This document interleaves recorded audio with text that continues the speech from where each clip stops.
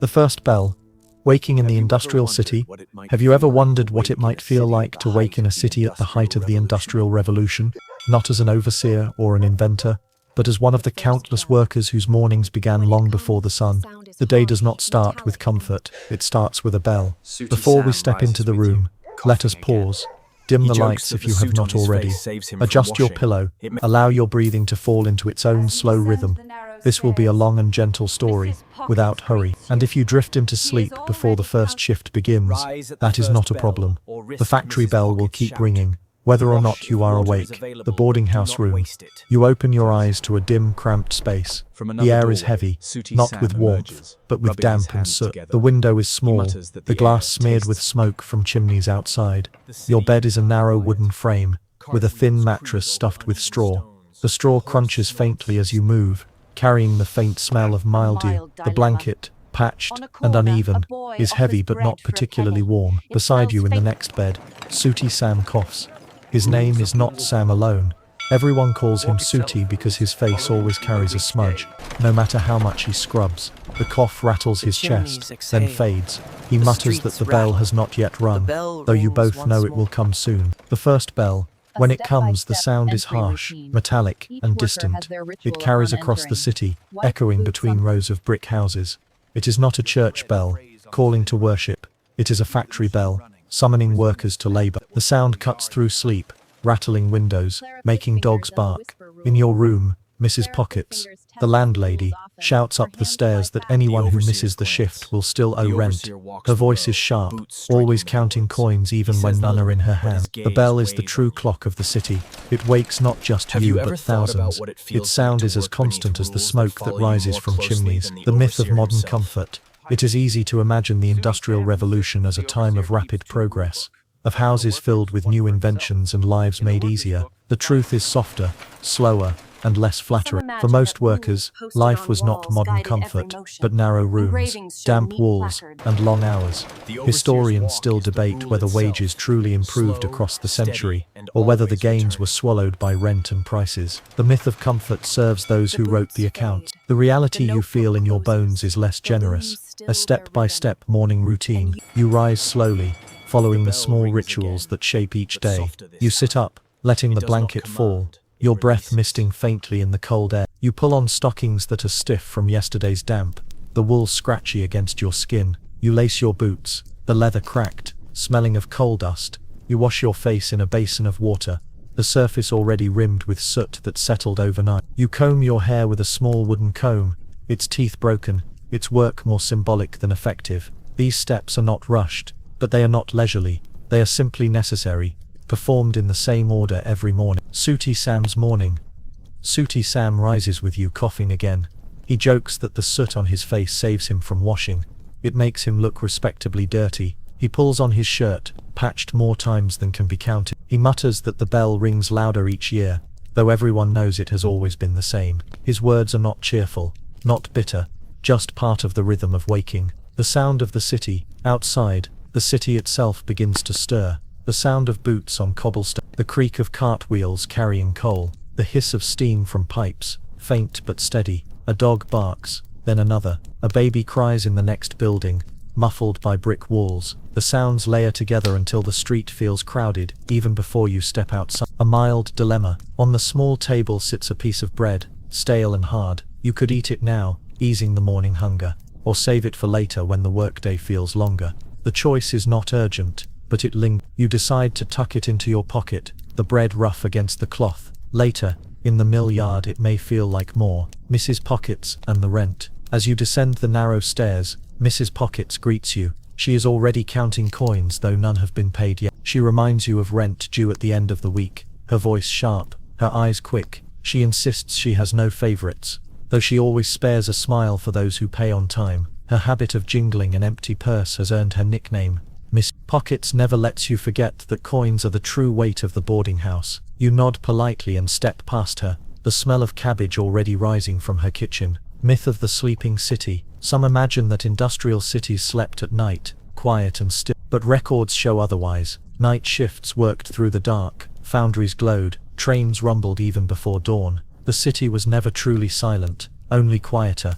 By the time you step into the street, It feels as though it has been awake all along, waiting for you to join. The street at dawn. You walk out into the narrow lane. The air smells of coal smoke, sharp and dry, mixed with sewage from the gutters. It clings to your throat, makes your eyes water faintly. The cobblestones are slick with soot, shining dimly in the first grey light. Other workers shuffle past, shoulders hunched, scarves pulled tight. Some carry lunch in cloth bundles, others walk empty-handed. The street feels both crowded and weary, as though everyone is moving at the same pace, pulled forward by the memory of the bell. Rules of the morning house. In your mind you recite the quiet rules of boarding house mornings. Rise at the first bell, or risk Mrs. Pocket's shout. Wash if water is available, but do not waste it. Take bread if you have it, but never from another's table. Do not linger on the stairs, others wait their turn. Always nod to Mrs. Pocket's, her memory is longer than the week. The rules are not written, but they are as firm as factory codes. The walk to work. As you begin the walk, the city opens around you. Rows of brick houses lean together,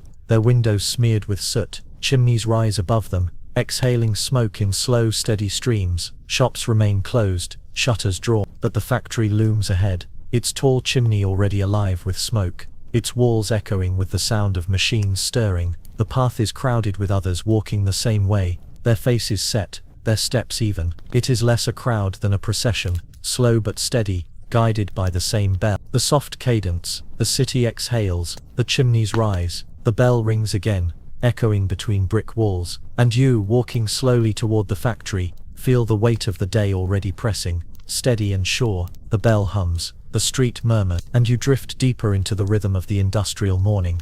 The march to work, streets of smoke. Have you ever thought about what it feels like to step from your boarding house into the streets of an industrial town at dawn? The day has only begun, yet the city is already restless. Your boots touch cobblestones still wet with soot and mist, and the air is heavy with the smell of smoke. The walk to work is not a journey of leisure, but a procession through noise, odor, and routine. Before you set out, pause, take a slow breath, exhale gently. If you are listening in bed, let the pillow steady your head, and let the blanket press down like the weight of the morning fog. This story will move at the pace of footsteps, even and unhurried, and if you drift into rest while walking, the streets will continue without you. The first step into the lane. You step outside, the cold air meets you at once, sharp with coal smoke. It clings to your throat, faintly bitter, faintly metallic. The lane is narrow, the brick walls damp from overnight mist. Windows are streaked black, their shutters crooked. Your boots scrape against cobblestones,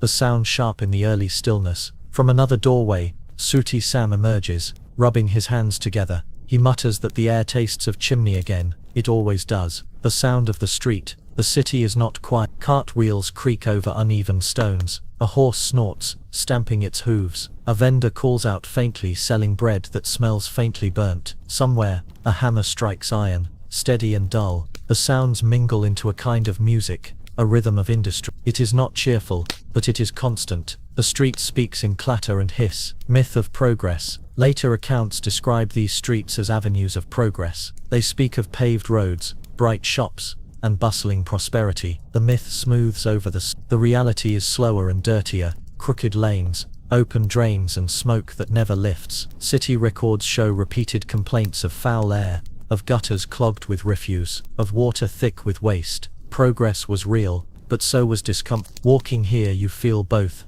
hope and soot, mixed in every breath. A step-by-step observation. As you walk, your senses note each detail. You smell bread baking faintly in a shop that has not yet opened. You see smoke drifting low, curling like fog through the lane. You hear the steady drip of water from a cracked gutter. You feel the cobblestones uneven beneath your boots. You taste coal on the back of your tongue with every inhale. The walk is not long, but it fills itself with impression. Each step is marked by sound, smell, sight, touch and taste. A mild dilemma. On a corner a boy offers bread for a penny. It smells faintly sweet though burned at the edges. Your stomach reminds you that the day will be long. Do you spend the penny now, or save it for laundry soap later? The choice is not dramatic, but it lingers in your pocket. You walk on, empty-handed, the smell of bread trailing behind like a reminder of patience. Sooty Sam's complaint. Beside you Sooty Sam mutters about his boot. He says the soles are thinning, letting the wet seep in. He stamps loudly as if to prove his point. The sound echoes,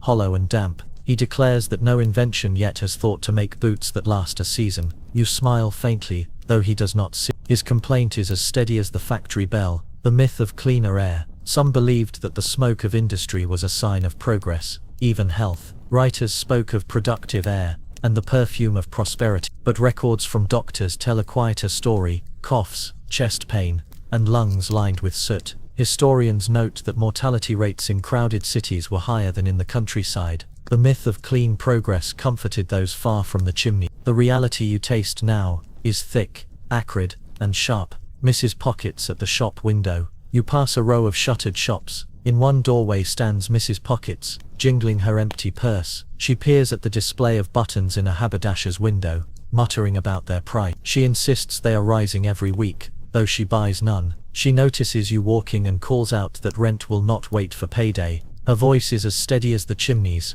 her eyes sharp even in morning mist. You nod, walking. Rules of the walk. The walk itself has its unspoken rules, followed each day. Do not stop too long at any corner, or the overseer's eyes may find you late. Step aside for carts, though they splash mud freely. Nod to neighbors, but do not linger in gossip. Keep your bundle close, stray hands are quick. Walk in rhythm with the bell, always forward, never idle. These rules are not posted on walls, but every worker carries them. A quirky observation: a wagon passes piled with soap. Its smell drifts into the air, sharp and oddly hopeful. Sooty Sam jokes that it smells like ambition, though he insists ambition, like soap, never lasts long in this city. The joke makes no one laugh, but it lingers as you walk, like a faint scent cutting through coal. The myth of bright shops. Later accounts show engravings of bright shop fronts, filled with goods, their windows clear and inviting. But many shops along your path are dim, shutters half broken, their glass streaked with pawn shops are more common than bakeries, their windows filled with shoes, tools, and clothes surrendered for rent. The myth of bright prosperity comforts memory. The reality of your walk is quieter, workers passing pawn tickets across counters, hoping for enough coins to last the week. Approaching the factory. The factory grows closer, its chimney towers above, exhaling black smoke into the pale sky. Its walls are high, its windows tall but grimy. The bell rings again, sharper now, pulling the crowd forward. Your boots fall into step with others, a rhythm steady and unbroken. The walk is not an adventure, it is a ritual, and rituals, even grim ones, carry comfort. The soft cadence, the chimneys exhale, the streets rattle, the bell rings once more, sharp and metallic, and you, walking slowly among the crowd, feel the rhythm of the city settling around you. The smoke drifts, the boots scrape, and you keep walking. Inside the mill, machines and monotony. Have you ever wondered what it feels like to step inside a textile mill at the height of the Industrial Revolution,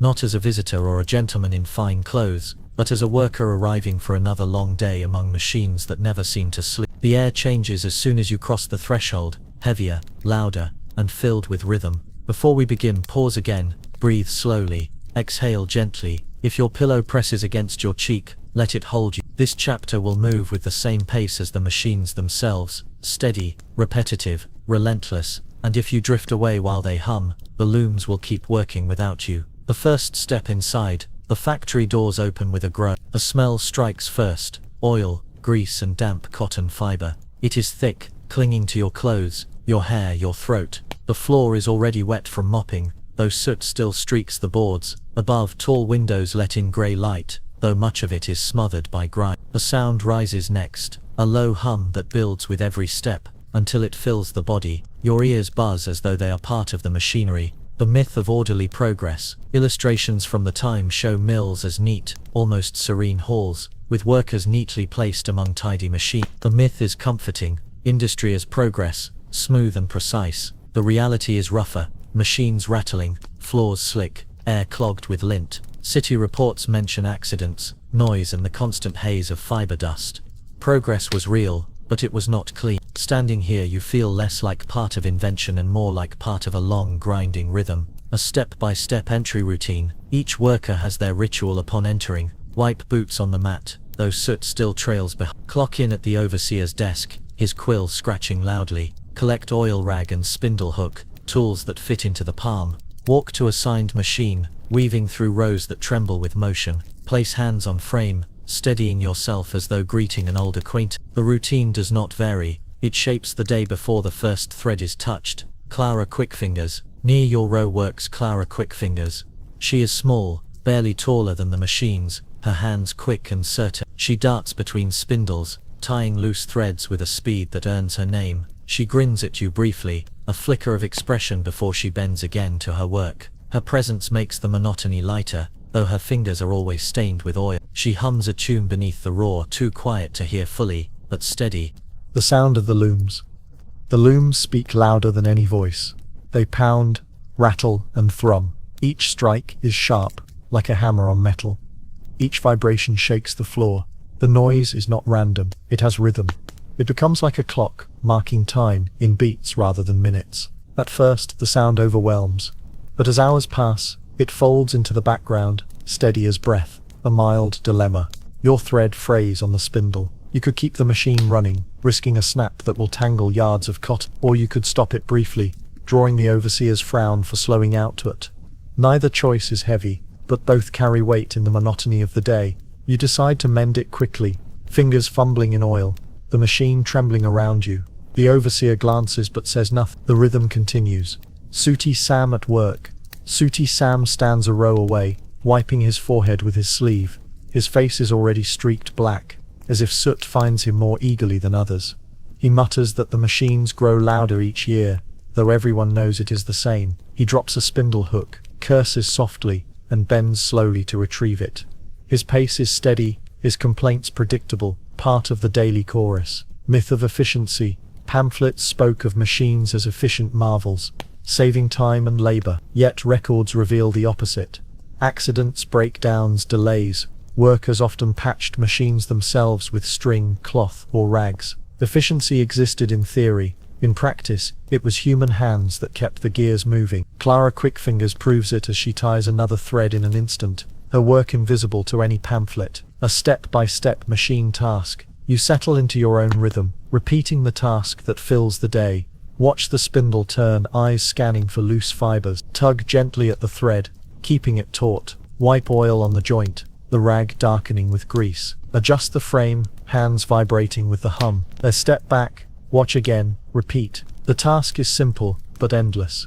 Its weight lies not in difficulty, but in repetition. The feel of the floor beneath you trembles. It is not solid, not still. Every machine sends its vibration through wood, through boots, through bones. Your feet ache with the hum. Your hands buzz when you pause. It is as though the entire building breathes, not with air but with iron. Some workers say they hear the looms even in sleep, their dreams filled with pounding rhythm. You suspect they are right. A quirky observation. Oil drips slowly from the machine. It gathers in pans, on rags, on hands. The smell is sharp, heavy and constant. Sooty Sam jokes that the machines sweat more than the workers. Clara Quickfingers insists the oil has more character than the overseer. Their humor is dry but it eases the monotony, because nothing says progress quite like rags soaked in grease. Myth of safer work. Inventors promised machines would reduce accidents, that regular motion was safer than irregular tools. Yet factory logs record injuries daily. Hands caught, hair tangled, clothes pulled. Children were quickest at repairs, but also most vulnerable. The myth of safety comforts those who watch from outside. The reality inside is louder, harsher, and always risky. The overseer's glance. The overseer walks the row, boots striking the board. He says little, but his gaze weighs on you.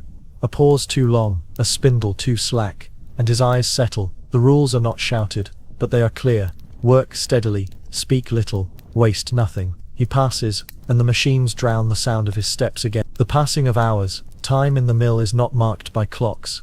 It is marked by fatigue. Your arms ache, your back bends, your fingers grow raw. The noise becomes both unbearable and invisible. The looms strike on, their rhythm filling every space. You lose track of minutes, finding only the next repetition. The soft cadence, the machines hum, the floor trembles, the air smells of oil and cotton, and you, standing in rhythm with iron, feel yourself blur into the motion. The looms beat, the threads spin, and you breathe in rhythm with the factory itself. The overseer's rules. Have you ever thought about what it feels like to work beneath rules that follow you more closely than the overseer himself? In the factory, the rules are not merely instruction. They are rhythms repeated daily, shaping the hours as firmly as the looms. The overseer does not shout them often, for shouting is wasted in the roar of machines. But his eyes, his boots, his ledger, all remind you that the rules are always present. Before we begin, pause, breathe in slowly.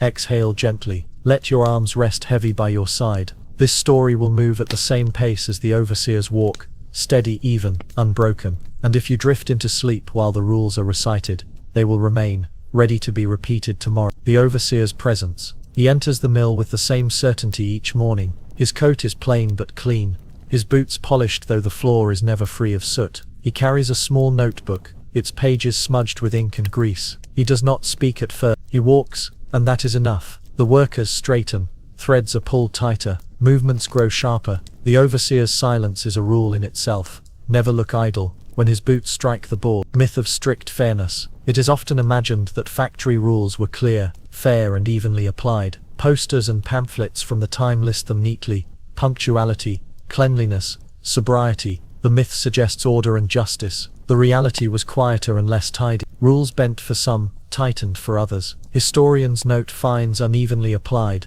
punishments harsher for children than adults, leniency sometimes bought with coins. The myth of fairness comforts paper. The reality you feel is uneven, shifting with every glance of the overseer's eye. The daily rules, step by step. In your mind you recite the familiar code. Arrive at the first bell, or pay a fine. Keep to your station. Wandering invites suspicion. Speak only in necessity. Chatter wastes time. Keep machines clean. Oil them when told. Do not sit, even when weary. Obey the bell again at day's end. Never before. These rules are not posted on the walls today, but you know them as clearly as if they were carved in stone. Clara Quickfingers and the Whisper Rule. Clara Quickfingers tests the rules off. Her hands fly fast, her eyes dart quicker. When the overseer passes, she whispers jokes between threads, words hidden in the roar of machines. Today she whispers that the overseer polishes his boots more than he polishes his conscience. You smile faintly though you keep your eyes down. The rule against chatter is broken softly,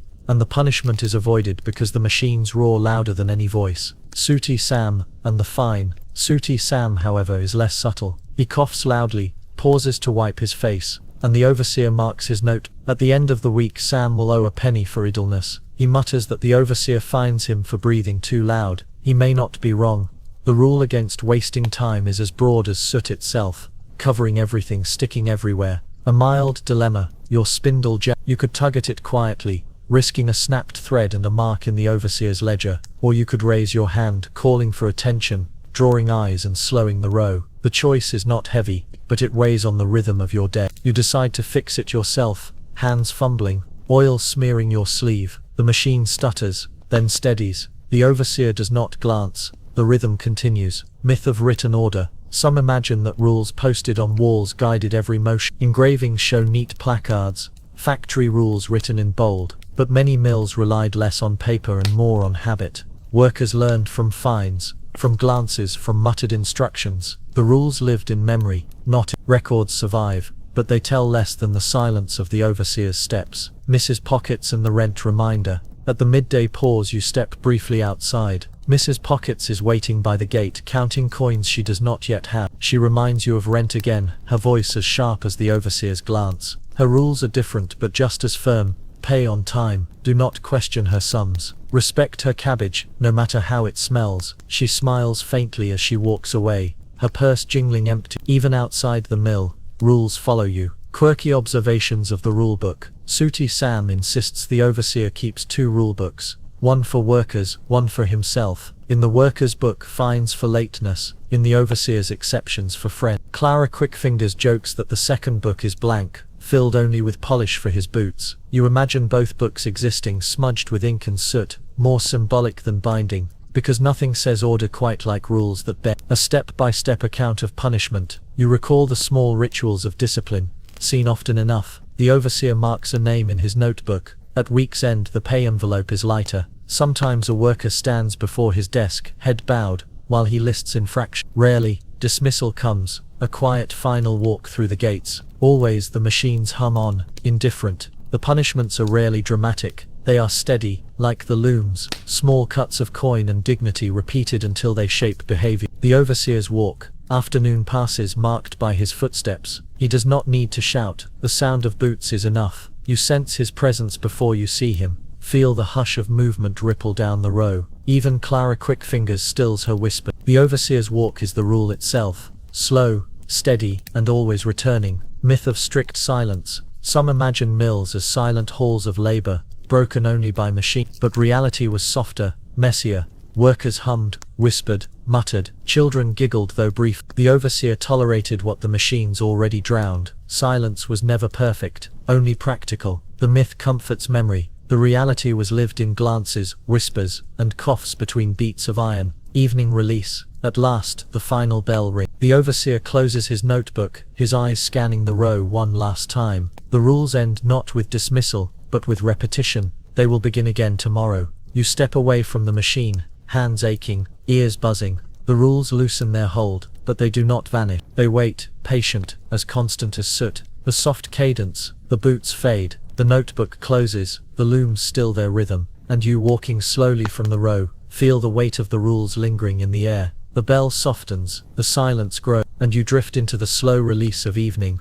The meal break, bread, tea and quiet. Have you ever wondered what it feels like to pause in the middle of a factory day, when the looms rest for a brief hour and the workers step into the yard? It is not a feast, not even a full meal, but a break, a small interlude in the rhythm of iron. The meal break is less about eating, and more about enduring, finding quiet in the midst of noise. Before you join the others, pause once more. Take in a slow breath, exhale softly. If you are lying down, let your body sink deeper into the mattress. This chapter will move at the same pace as bread chewed slowly, tea sipped cautiously, silence stretched thin, and if you drift away before the break is over, the crumbs will wait patiently. The bell for the break. The bell rings again, but softer this time. It does not command, it releases. The machines groan to a stop, their rhythm falling silent for the first time all day. The sudden hush feels almost startling, your ears buzzing in the absence of noise. Workers lift their heads, stretch their backs and walk slowly toward the yard.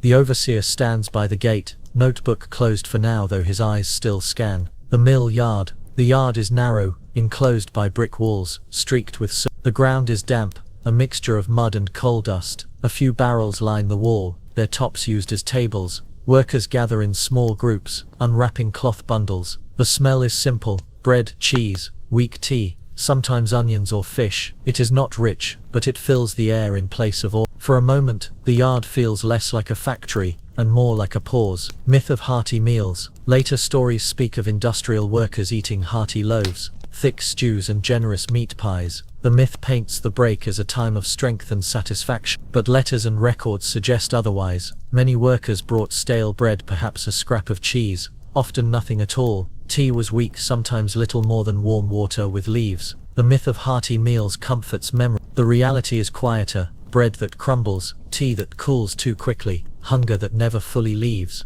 A step-by-step meal. You unwrap your own bundle, pull back the cloth, revealing bread, rough and dry. Break a piece carefully, crumbs scattering onto the cloth. Pour weak tea into a tin cup, its steam faint but welcome. Dip the bread into the tea, softening it enough to chew. Eat slowly, letting the silence of the yard fill the gaps between bites. The ritual is not about taste, it is about rhythm. The meal is simply another part of the day's routine. Sooty Sam's bread. Sooty Sam sits on a barrel nearby, holding bread nearly as hard as wood. He bangs it against the barrel, declaring it fit for a hammer. Others chuckle softly, though their smiles are tired. He soaks it in his tea until it dissolves, drinking it as though it was soup. He mutters that one day he will invent bread that doesn't fight back. The complaint is familiar, almost comforting. Clara Quickfingers and the onion. Clara Quickfingers pulls an onion from her bundle. It smells sharp and strong. She slices it with a small knife, sharing pieces with those nearby. She insists onions keep the cough away, though her eyes water as she chews. She offers you a slice. The taste is pungent, overwhelming the bland bread. It is not pleasant, but it is different, and difference feels valuable. A mild dilemma. You notice one last piece of bread in your cloth. You could eat it now, finishing your bundle, or save it for later when the shift stretches long. Your stomach urges you to eat. Your patience suggests waiting. You tuck it back into the cloth. The weight of it small but reassuring. Later hunger will thank you. Mrs. Pockets. By the wall. At the far end of the yard, Mrs. Pocket stands with her hands clasped. She does not work in the mill, but she appears often, reminding tenants of rent. Today she watches quietly, muttering about the price of tea leaves. She insists they are weaker every week, though she still sells them in small packets. Her presence is less about comfort and more about reminder. Rules follow even into breaks. The smell of the yard, The yard carries its own scents: bread stale and dry, onion sharp and raw, tea faint and bitter, coal dust damp and heavy. The mixture clings, less appetizing than memorable. The nose learns to accept, if not enjoy. Myth of leisure. Some imagine breaks as lively gatherings, filled with laughter, chatter and rest. But fatigue presses too heavily. Most workers sit in silence, chewing slowly, staring at the walls. Conversations are brief, often about food, rent, or the overseer. The myth of leisure comforts those who picture ease. The reality is softer, quieter, nearly still. The unspoken codes of sharing.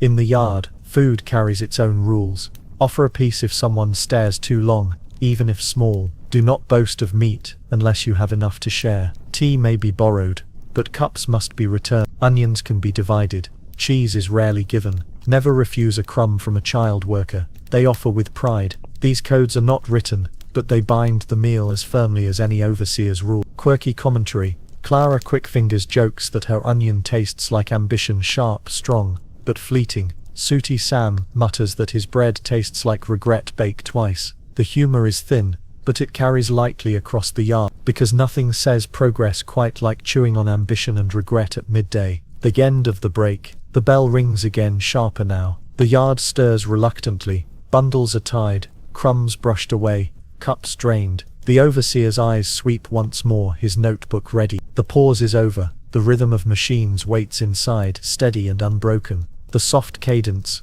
The crumbs fall. The cups cool. The chatter fades. And you, stepping back toward the mill, feel the weight of the afternoon waiting. The bell sharpens. The gates close. And the yard falls silent again. Afternoon hours. Fatigue and rhythm. Have you ever wondered how time feels when the afternoon stretches endlessly inside a mill? The morning has passed, the meal break has ended, and now the body begins to bend beneath repetition. Fatigue is not sudden, it creeps slowly, settling into muscles and thoughts, until hours blur into rhythm. Before we begin, pause again, take a long breath, exhale gently, let your shoulders rest against the bed, heavy and still. This story will move with the same pace as the looms in afternoon light. Steady, repetitive, and low. And if you fall asleep before the day ends, the machines will continue their rhythm without you. Returning to the floor, you step back through the door. The air feels heavier than before, thick with oil and lint. The looms begin again, pounding,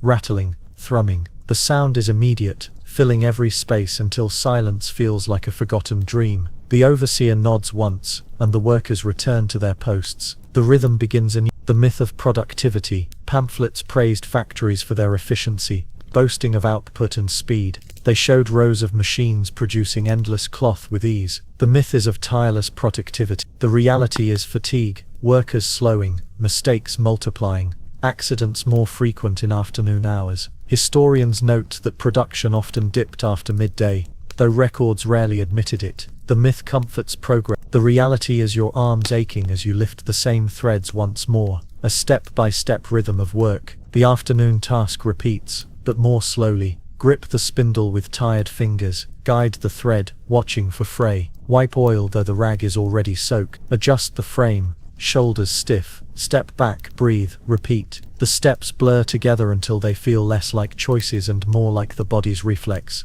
Work becomes rhythm. Rhythm becomes time. Sooty Sam's cough. Sooty Sam coughs loudly, the sound cutting briefly through the looms. He mutters about the dust, swiping at his mouth with his sleeve. He declares that the machines are trying to swallow him whole, one cough at a time. The overseer glares, notebook in hand, but Sam continues working steadily. His cough becomes part of the rhythm, as regular as the beat of the loom. Clara Quickfingers' endless motion. Clara Quickfingers darts between spindles, her hands blurring even as fatigue pulls at her shoulder. She hums faintly, though her voice cracks now and then. She ties threads, wipes oil, adjusts frames, never stopping. Her energy seems endless, though you see the slump in her back when she thinks no one is watching. She winks once as she passes, a spark of humor in the monotony. Her quickness is less about strength and more about habit. A mild dilemma. Your thread snaps. You could pause to repair it carefully, losing pace, or tie it quickly, risking a weak knot that may unravel later. The choice feels heavier when fatigue presses. You tie it quickly,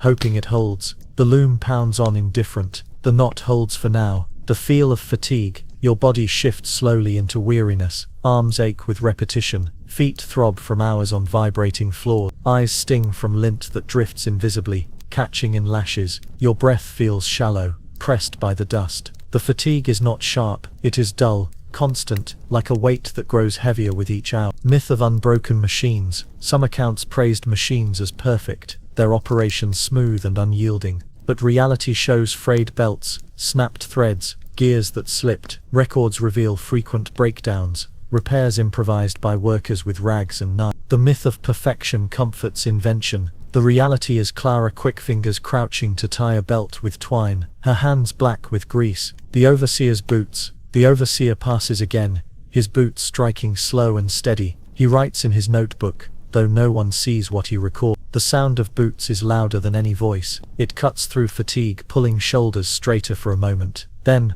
when the boots fade, bodies slump again into rhythm. Quirky commentary. Sooty Sam mutters that the looms have personalities. One loom, he insists, sulks when it squeaks. Another groans like an old man. Clara Quickfingers adds that her loom purrs when it behaves, though it demands more attention than a cat. The humor is dry, faintly absurd, but it makes the monotony lighter, because nothing says progress quite like giving moods to iron. A step-by-step observation of the afternoon floor. The looms beat in rhythm, sharp and constant. Threads tremble, snapping now and then. Workers wipe sweat with blackened sleeves. The overseer writes, silent but present. Time slips, unnoticed, in the hum of repetition. If you endure, the ache may deepen. You straighten, ignoring the protest of your body. The rules are heavy, but habit is heavier still. Myth of afternoon cheer. Some stories imagine afternoons filled with chatter, laughter and companionship among workers, but the noise of machines swallows most voices. Conversations are brief, whispers carried on the hum. Fatigue dampens humor, leaving silence heavier. The myth comforts memory. The reality is quieter, slower, almost still despite the pounding loom. The passing of hours, light shifts through grimy windows, faint and grey. The day outside continues,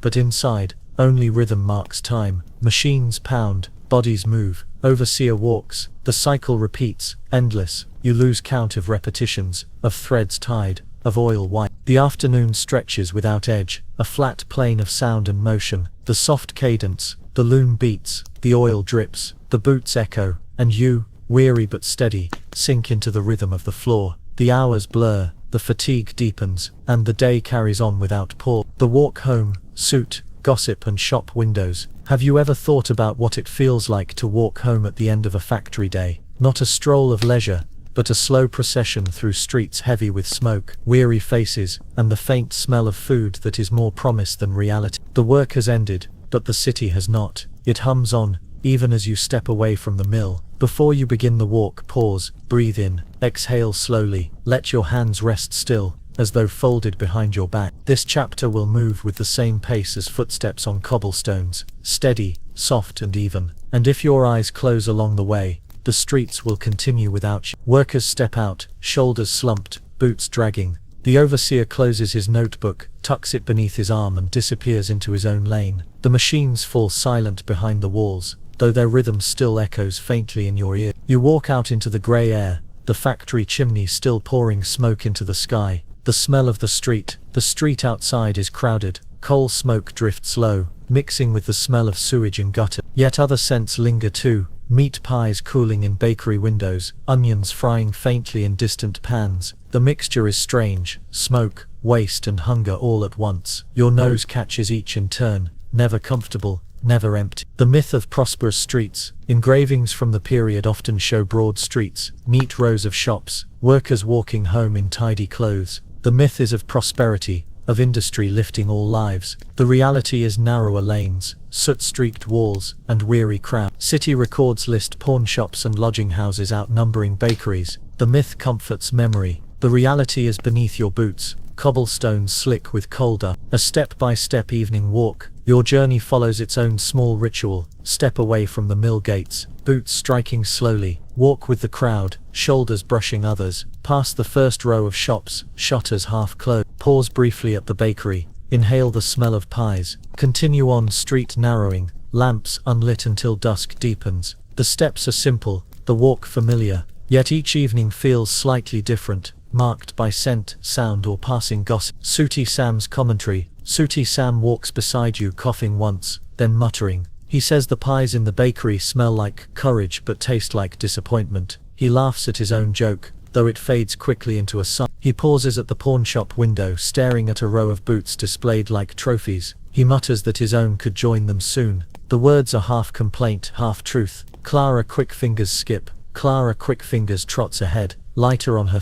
she hums faintly, the same tune she carried inside the mill. She stops at the sweet shop window, though she never enters. Her eyes linger on boiled candies displayed in jars, their colors dim through soot-streaked glass. She grins, shrugs, and skips forward again. Her rhythm is quicker than the crowd, her energy sharper though her bundle of bread is as small as anyone's. A mild dilemma. You pause at the bakery window. A pie sits cooling, its crust golden, its smell rich with meat. The price is a few pennies, more than you planned to spend. Do you buy it now, easing hunger, or save the coins for rent? Your pocket feels lighter than the decision. You step away, empty-handed, the smell following you as though mocking restraint. Mrs. Pockets in the lane. Farther along, Miss Pockets stands in her doorway, arms crossed, eyes sharp. She calls out to tenants passing by, reminding them of rent due at week's end. She insists she is patient, though her voice never sounds so. Her presence is another fixture of the street, as steady as the chimney. She watches each passer-by, purse jingling faintly even when empty. Myth of evening leisure. Some stories suggest evenings were filled with leisure, families dining, neighbors gathering, songs drifting through streets. That image comforts memory, but records suggest weariness more than cheer. Letters mention workers falling asleep at tables, meals brief and plain. Evenings held gossip, yes, but also silence heavy as soot. The myth glows brighter than the lamplight. The reality is dimmer, quieter, slower. The gossip along the way. As you pass neighbors, you catch fragments of talk. One whispers about bread prices rising again. Another mutters that the mill will cut hours though none believe it. A woman insists her cousin's child grew sick from factory dust. The gossip drifts like smoke, clinging without weight. It fills the walk as much as footsteps, a step-by-step glance at the shops. The bakery window, pies cooling, crusts flaking. The haberdasher, buttons displayed in neat rows. The public house, door open, smell of ale drifting faintly. Each shop holds promise, each window temptation, but most passers-by only. Quirky commentary. Sooty Sam mutters that the pawn shop sells more memories than goods. Clara Quickfingers insists the candy jars are filled with dust instead of sugar. Their jokes are weary, but steady, part of the evening rhythm, 'cause nothing says progress quite like staring at pies you cannot buy, and sweets you never taste. The feel of the street. The cobblestones are damp, slick beneath boots. Your shoulders brush others as the crowd moves together. Smoke drifts low, clinging to hair and clothes. The air feels thicker than indoors, though fresher somehow. The city presses close, but the walk is steady. The end of the walk, the crowd thins as you near the boarding house. Children dart between legs, chasing scraps of paper. Dogs bark, noses buried in gutters. The lamps are lit one by one, their glow faint through smoke. The street does not sleep, but it slows. You step toward the doorway, hearing Mrs. Pockets counting coins upstairs. The walk is done, the day nearly so. The soft cadence. The shutters close, the lamps dim, the pies cool in their trays, and you, stepping slowly home, feel the soot of the day settle into silence. The gossip fades, the boots still, and the evening drifts toward rest. The boarding house evening. Have you ever wondered what it feels like to return not to a private home, but to a crowded boarding house, where evenings are less about comfort and more about repetition? The workday has ended, but the day itself is not done. Evening carries its own rhythm, rules, gossip, food, and fatigue shared between walls that creak with every step. Before we begin, pause once more. Breathe slowly, exhale gently, let your head sink heavier into the pillow. This chapter will move as slowly as a dim lamp flickering against damp plaster, and if your eyes close before the evening ends, the house will continue without you. The boarding house door. You push open the door, the hallway is narrow, the floorboards uneven. The air is thick with the smell of cabbage stew, faintly sour and heavy. Voices drift from upstairs rooms, muffled by thin walls. A single lamp burns in the hall, its smoke curling upward, leaving stains on the ceiling. The house sighs as people return, boots thudding, stairs groaning. The myth of cozy domesticity. Later images of industrial towns, often show workers resting by warm fires, families gathered peacefully. The myth is of coziness, of relief after labor. The reality is closer to this: crowded rooms, shared meals, damp walls, and silence heavy with fatigue. Historians note that many boarding houses packed workers together in rows of narrow beds. Comfort was less about warmth, and more about simply having a place to lie down. Mrs. Pockets at the table. Mrs. Pockets, the landlady, sits at the kitchen table, purse in hand. She counts coins that are not yet due, her fingers tapping the wood in rhythm. She greets each tenant with a nod, reminding them of rent in her sharp, steady voice. Her presence is constant, as certain as the smell of cabbage. She offers no meal, but she oversees every bite as though it were hers. A step-by-step supper. You join the others at the long table, sit on a hard chair, its leg uneven, accept a bowl of stew, thin and steaming faintly, dip a spoon, lifting cabbage leaves, and watery broth. Chew slowly, the taste sour, the warmth brief, place the empty bowl back, nodding thanks without words. The meal is not about flavor, it is about filling a space, carrying the body one step further toward rest. Sooty Sam's commentary. Sooty Sam stares into his bowl. He mutters that the stew tastes like boiled patience. He swirls his spoon, searching for a piece of meat that never appears. His complaint is quiet, but it earns faint chuckles. Even Mrs. Pocket smirks, though she quickly hides it behind her coin purse. Clara Quickfingers and the cards. Clara Quickfingers finishes quickly,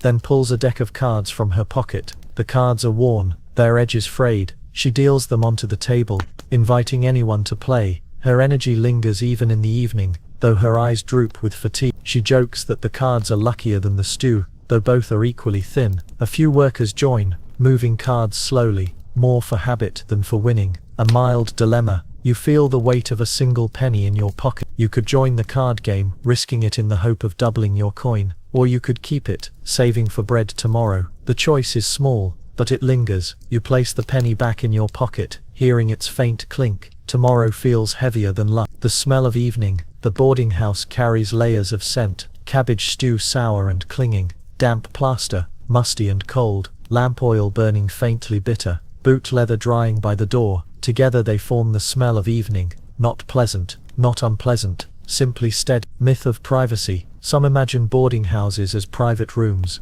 doors closed against the world, but reality offered little privacy. Walls were thin, doors creaked, conversations drifted freely. You could hear laughter from one room, coughing from another, muttering from above. Privacy was not absence, but negotiation, deciding which sounds to ignore. Rules of the house. Mrs. Pockets posts no written list, but her rules are known. Rent first, comfort second. Meals served at set hours, no seconds without coin. Silence after the bell, though whispers are tolerated. No boots left in the hall overnight. Respect the cabbage complain too loudly, and the bowl grows smaller. The rules are spoken rarely, but felt daily. Evening gossip. Around the table, gossip drip. A worker mutters that bread rose in price again. Another says a loom snapped in the next mill, injuring a child. Someone whispers of strikes in another town, though no one believes it. The talk is steady, neither loud nor quiet, filling the space between spoons and silence. It is less about truth, and more about company. Quirky commentary. Sooty Sam claims cabbage was invented as punishment, not food. Clara Quickfingers insists her cards could tell fortunes if only they had brighter ink. Miss Pocket sighs that both are fools, though she smiles faintly as she says it, because nothing says boarding house evening quite like boiled cabbage, bad luck and complaints dressed as humor. A step-by-step retreat to bed. When the meal ends, you follow the slow ritual of night, climb the narrow stairs, wood creaking beneath boots, enter the room, air thick with damp breath and mildew, lay out clothes on the chair, though they still smell of oil and smoke, slide beneath the blanket, straw mattress rustling beneath, close your eyes, the sounds of the house drifting in. The routine is plain, but it carries you from day into night. The soft cadence, the lamp flickers, the room sighs, the cabbage smell lingers, and you, sinking into straw, feel the evening fold into silence. The voices fade, the house creaks, and you drift into the stillness of night. Illness,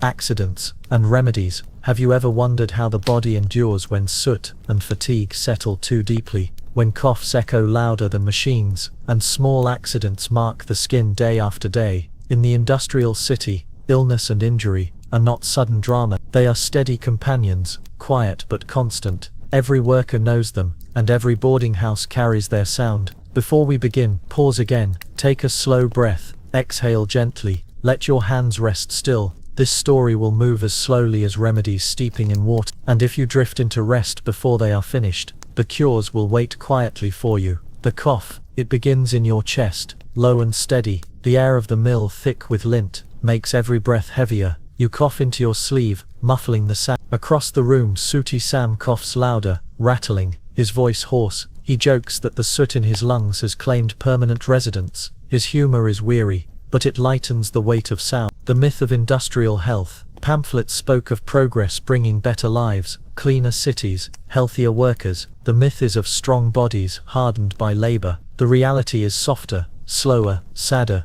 Sickness rising with the smoke, lungs filled with dust, skin marked by accident. City burial records show winters with rows of names, many marked only as consumption. Health was not progress, it was endurance. A step-by-step remedy.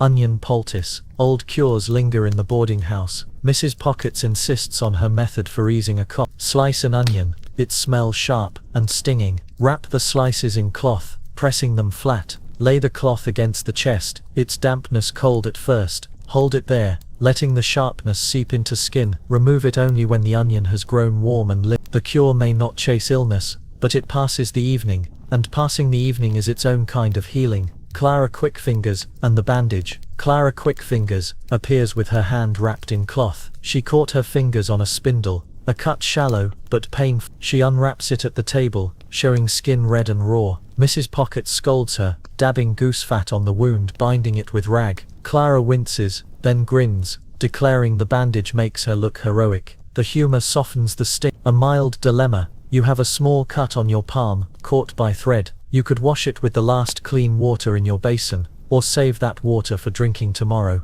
Neither choice feels large, but both weigh on you. You rinse it quickly, the water stinging faintly, then pour the rest away. The cut throbs but you breathe easier. The smell of remedies. The boarding house fills with scents. Onions sharp and biting. Vinegar sour, poured over cuts. Goose fat oily and heavy, rubbed into skin. Herbs faint, dried long ago. The smells cling more than the cures themselves, filling the house with layers of medicine and hope. Myth of medical progress. Some imagine the Industrial Revolution as an age of rapid medical advance. Hospitals growing, doctors improving. And yes, progress was real, but rarely reached the worker's door. Doctors charged coins few could spare. Remedies in the boarding house were cheaper. Onions, vinegar, fat, honey if one was lucky. The myth of progress comforts memory. The reality is Clara Quickfingers tying her own cloth, and Sooty Sam coughing into soot-streaked sleeves. A step-by-step quack cure. A man in the street sells his tonic, claiming it cures all ills. He pours liquid from a brown bottle, the smell sweet and sharp. He promises it heals lungs, cuts, and fevers alike. He charges 2 pennies for a sip, coins clinking into his hand. He drinks first himself, smiling wide,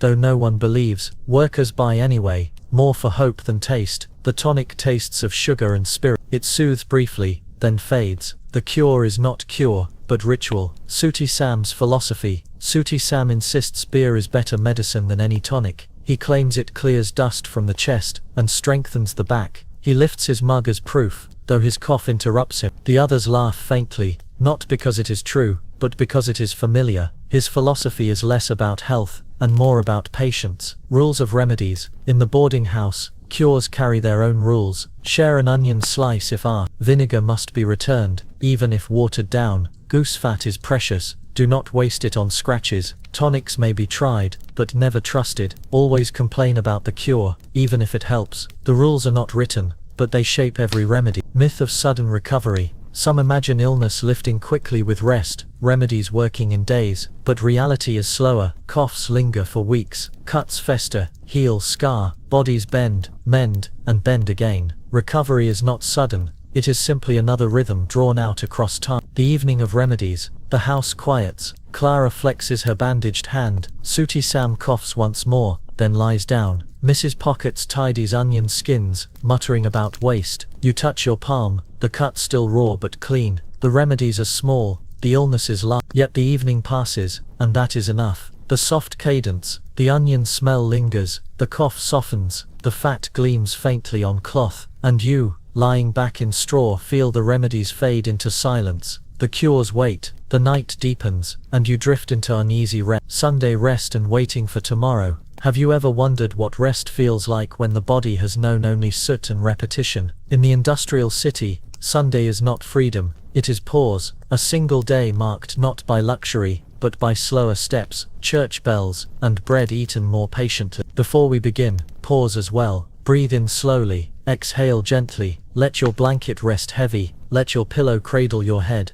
This final chapter will move with the same pace as a Sunday bell, steady, measured, and slow. And if you drift into sleep before the day ends, the story will wait quietly for you. The morning bell. Sunday begins with a different sound. The factory bell is silent. Instead, the church bell rings, its tone rounder, slower and less commanding. The sound rolls across rooftops, softer than the weekday clang, but no less certain. The city stirs, not in haste, but in ritual. The myth of restful Sundays. Paintings and stories often show Sunday as peaceful, families gathered, tables filled, children smiling. The myth is of true rest. The reality is gentler, narrower. Chores to be finished, clothes to be mended, food to be stretched. Historians note that many workers spent Sundays catching up on labor that factories left no time for. Laundry, repairs, clean. Rest was present, but it was shared with duty. The myth comforts memory. The reality is quieter, more ordinary. A step-by-step Sunday routine.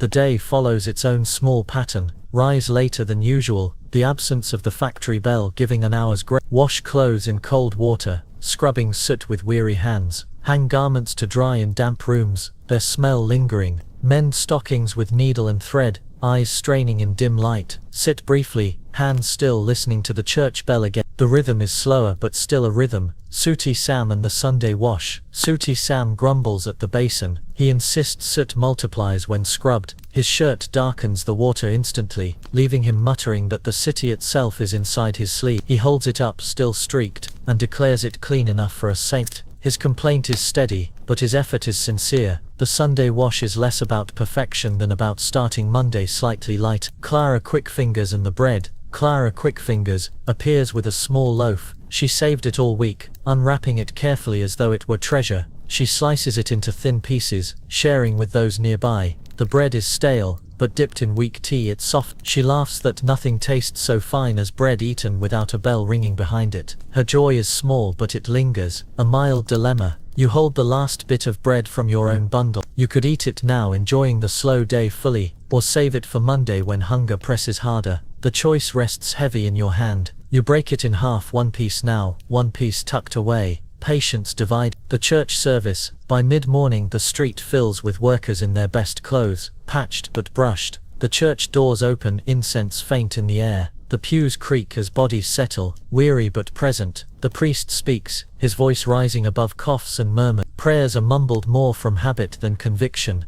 The service is less about faith and more about pause, a collective slowing of time. The smell of Sunday. The city smells different today. Less of smoke, though the chimneys still breathe. More of bread baking, pies cooling, stews simmering in shared kitchens. The scents mingle with damp wool and lamp oil, softer than weekday stench. It is not clean, but it is gentler. Myth of joyful leisure. Some imagine children laughing in streets, neighbors singing, leisure bright and easy. That existed, in fragments, but most afternoons held silence, broken by sewing, sweeping or quiet talk. Workers rested by sitting still, not by celebrating. The myth of joyful leisure comforts memory. The reality is quieter, heads bowed, hands folded, bodies breathing slowly. Mrs. Pockets and the rules of Sunday. Mrs. Pockets enforces her own Sunday code. Rent collected first before coins wander elsewhere. Meals served later. Stew stretched with extra cabbage. Cards permitted, but no shouting. Singing tolerated, if brief. Lamps dimmed early. Oil costs more on a Sunday night. She mutters each rule as though they are commandments, her purse never far from her hand. Afternoon quiet. After the service the house grows still. Some nap, others sit in silence. Clara hums faintly, cards in her lap. Sooty Sam mends a boot, muttering that holes breed faster than souls. Mrs. Pockets dozes upright in her chair, purse clutched tight. The quiet is not peace, but patience, a pause that stretches across hours. A step-by-step evening meal. Supper follows a slower ritual, bowls placed on the table, stew ladled thin but steaming. Bread sliced, crumbs falling onto the wood. A penny's worth of ale shared between cups. Spoons clink softly, voices quiet as still, bowls emptied, washed, returned. The meal is plain, but it marks the close of the week. Quirky commentary. Sooty Sam declares the stew tastes like last Monday reheat. Clara Quickfingers insists her cards predict better meals next week. Mrs. Pocket sighs that both waste breath. The humor is faint, but it ripples gently, as though laughter itself is part of the cure for fatigue. The weight of tomorrow.